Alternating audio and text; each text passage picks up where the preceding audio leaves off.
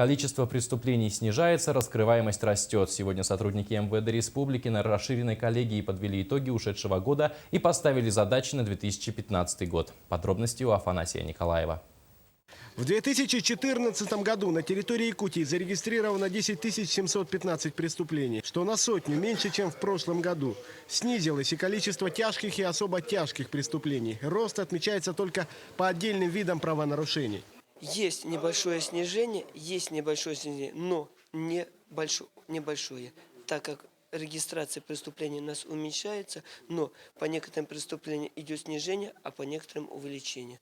Например, угоны увеличилось, кражи уменьшились, разбои уменьшились. В целом уровень преступности в Якутии самый низкий на Дальнем Востоке страны. Хорошие результаты полицейские показали и по выявлению преступлений превентивного состава, такими как угроза убийства и нанесение тяжких телесных повреждений. Всего по показателям раскрываемости МВД Республики вошло в десятку лучших в стране. В целом у нас лучшая раскрываемость по Дальнему Востоку.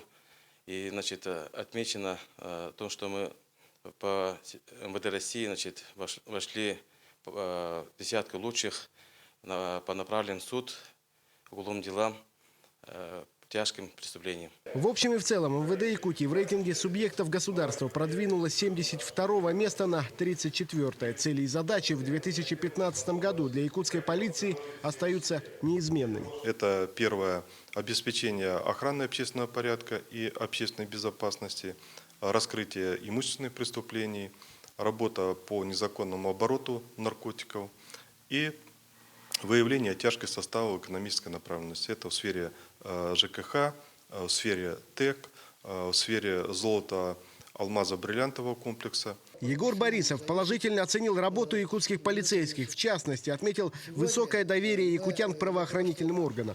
Но в то же время глава подчеркнул, что необходимо не допустить повторения новогоднего скандала вокруг сотрудников МВД и довести его до логического завершения.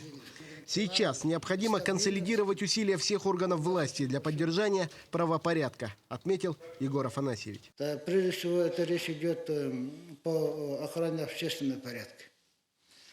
Мы сегодня ведем очень большую работу привлечения общественности по решению проблем республики.